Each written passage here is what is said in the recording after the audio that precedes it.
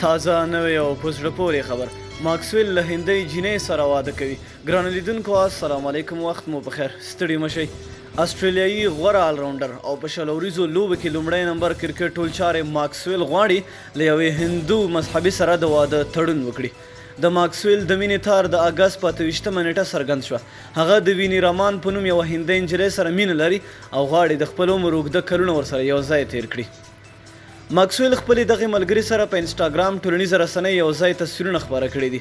ویني رامان په هندوستان کې زیږېدلې ده، 26 کاله عمر لري او په استرالیا کې د طب په برخه کې زده کړه کړې ده.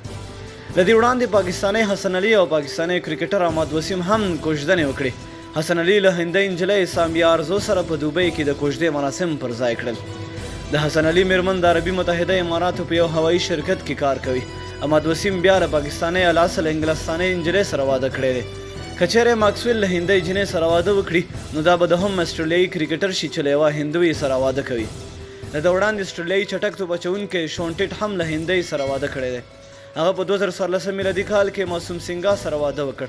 شوین ټیټ او سینګا د 2014 میلادي کال کې آی پی ایل پر مهال سره مخ شوي او سره لیدلې وو. نو ډېره مینه او مننه دوستانو چې ویډیو مو راسره تر پایه ولیدله. که چینل ته نوي یې چینل در سره سبسکرایب کړئ. تر بلې ویډیو د الله په امان.